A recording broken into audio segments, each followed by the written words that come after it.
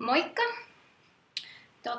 Videopostausta on pyydelty nytten ja mä ajattelin tehdä, kun on muutama asia teille niin kerrottavanne, niin ajattelin tehdä videon teille. Ja no tänään mä voin vaikka aloittaa kertoa tästä päivästä.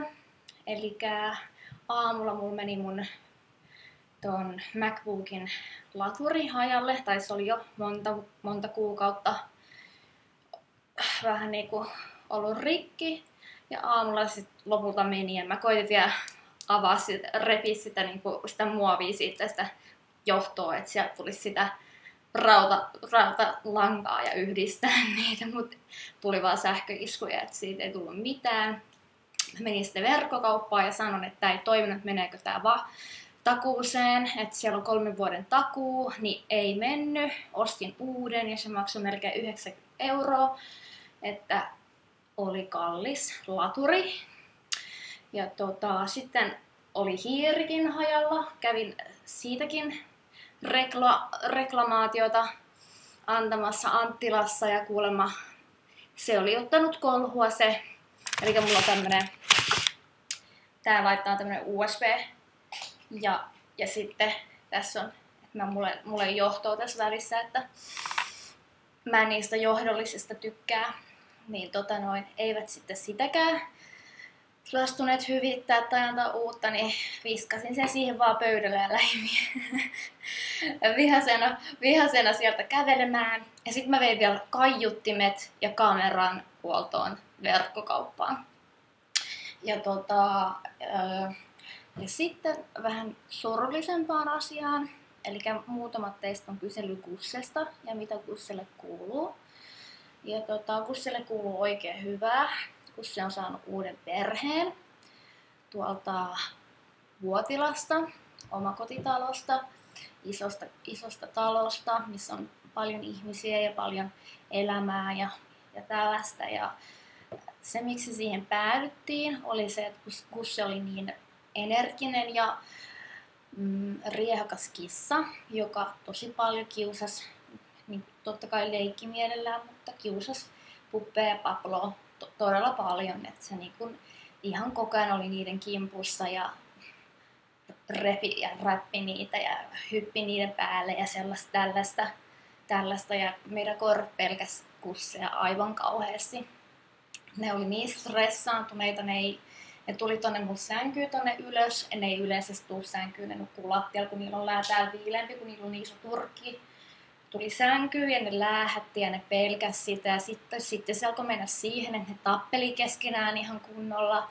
Me 4-5 kuukautta yritettiin kaikkemme, että ne tulisi keskenään toimeen ja ne tutustuisi toisiinsa. Ja luettiin netistä niin kuin mielipiteitä niin kuin, että mitä tämän asian kanssa pitäisi tehdä.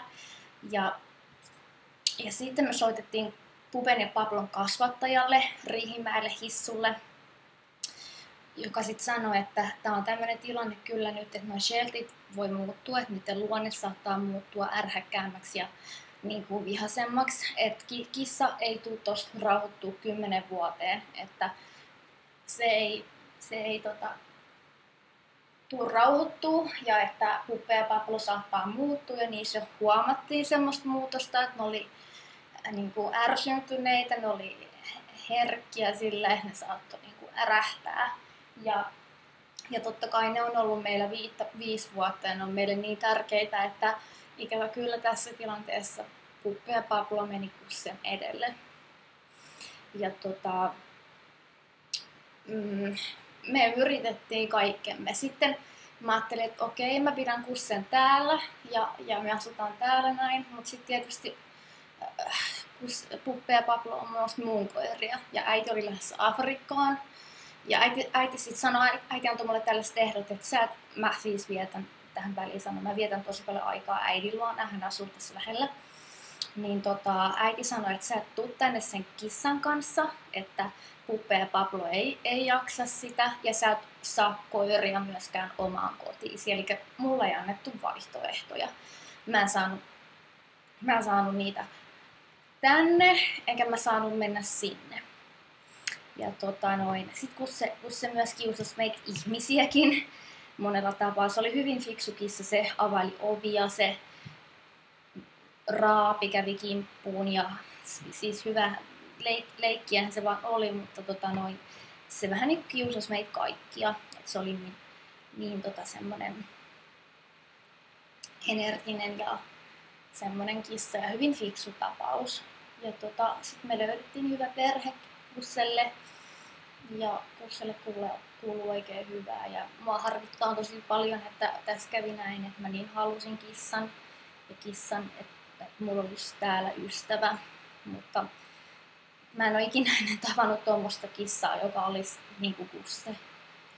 Ja se olisi tosi surullista, jos noin meidän koirat olisi ajan mittaan muuttuneet ja alkaneet. Niin kuin, ja mistä sitä tietää, jos se olisi tarpeeksi ärsyttänyt, niin ne olisi vaikka niin kuin tappanut kussen tai jotain, ei voi tietää. Ja me kysyttiin tästä asiantuntijalta, eläinlääkäriltä ja hissulta. Ja tähän päädyttiin. Mutta pääasiassa, kun siellä on kaikki hyvin, sillä on rakastava perhe, heillä on 4 lasta, hän saa leikkiä paljon ja kaikkea tällaista. Että se on pääasia. Ja mä ajattelin nyt tässä blogissa sen kertoa, kun te olette kysellyt. Ja kyllä mullakin on vähän huono omatunto, että mulla on vähän semmoinen tunne, että joo, mä menin ottaa kissan ja nyt mä annoin sen pois. Mutta siinä ei tosiaan olisi käynyt näin, jos meidän koirat olisi tulleet toimeen. Koska meidän siellä kasvattajalla hissulla, jolta me ostettiin Puppe ja Pablo, niin hänellä oli kissa. Ja Puppe ja Pablo tuli oikein hyvin toimeen hentuina tämän kissan kanssa. Ja tiedettiin, että niin kuin on tottuneet kissoihin, mutta ei Kussessa oli jotain erikoislaatuista. Okei. Ja semmoisia kuuluisia. Sitten mä ajattelin esitellä tässä mun päivän asua vähäsen. Eli mulla on tämmönen pitkä punainen hame. Ja sitten tämmönen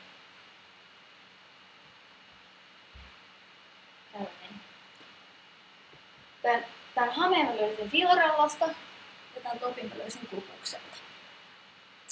Että tällaista. Ja ei mulla nyt muuta tähän päivään.